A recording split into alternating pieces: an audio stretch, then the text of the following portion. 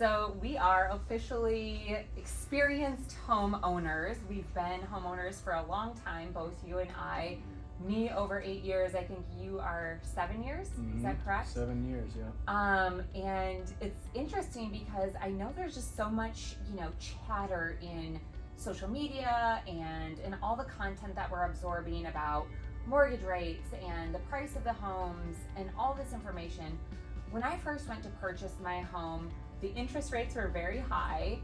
The payment was expensive for the times that we were living in. It was all obviously relevant. But it was more of a emotional decision for me. I really wanted to have that security, the stability. I wanted the ability to be creative with how I utilized my space and what I did with it. And it wasn't until later on that I discovered all the financial benefits of homeownership. I just really was young and didn't fully grasp the magnitude of where this could take me in my life. And that opened up a whole nother different world for me.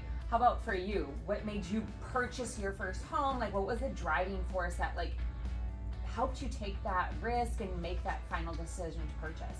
Yeah, it was the same for me. I really just wanted to find a nicer place for my kids with better schools. I wanted to be closer to my girlfriend who lived kind of nearby at the same time. I was down in Imperial Beach before renting, and it was about a 15 or 20 minute drive over to that area. So yeah, it was more of an emotional decision for me too. I wasn't really thinking about the financial benefits. I knew I would have a little more stability and security, and that I'd be able to paint the walls whatever color I wanted. But I wasn't really thinking about it as an investment or a financial thing. I was more motivated by, I really just loved the house. I went to look at probably 7 or 8 different places, and I just really loved that house. And I even went over there and drove over there and just sat in front of the house, and I was like, I'm gonna get this house. Right. And so. Yeah, I know. And there's this, I guess they always say it's the American dream to own your own home, and there is that. And then I think there is this really unique sense of accomplishment coming into adulthood. There is the ability to decorate for Christmas the way you want, and it just becomes very much kind of having another child. So I love that about homeownership and being able to host people and just make my space truly mine, and nobody else really can tell me what to do. But how have your kids felt about knowing that they don't really have to move around? Yeah, it's been great because I did move around a lot. I started out in Lakeside when I first came out here, and then I moved to Point Loma, and then I moved to Ocean Beach, and then I moved to Imperial Beach.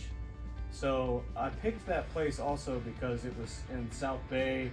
It was an area that I wanted to be in that was close to work. It was just perfect for me. I didn't want to do what a lot of the other folks in the military were doing, moving way up north, to Riverside or Lake Elsinore, or even Temecula or Fallbrook or those kind of places. I know you get a little bit more bang for the buck for the house up there, but I didn't want to be that far away, so it was really just the perfect spot. Yeah.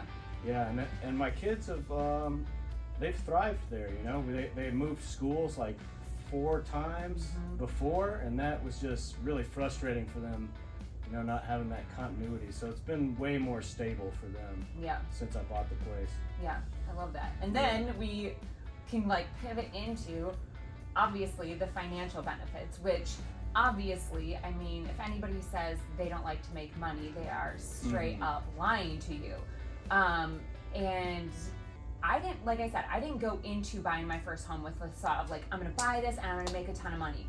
When I literally sold my first property after 2 years of living there, I didn't do anything to it. I literally painted 1 bedroom, and that was pretty much the extent of anything I did cosmetically, or absolutely no renovations whatsoever.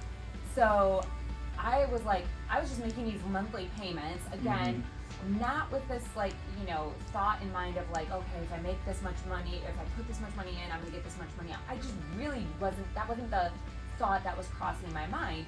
So I went to go sell the property, and they handed me this like massive check. And I'm like looking at it, and I'm like, I think there's a typo. I think they added a zero by accident, but I'm not going to tell anybody. I'm just going to take the money and run. And then that's when it all just started like clicking with me. I'm like, okay, I paid myself every month. The home appreciated this much over, each year. And wow, like I was able to walk away with a significant amount of money that there was no way on earth I was going to save that money by just putting money in my piggy bank or my savings account each month on top of my other living expenses. Like my living situation was, nothing special.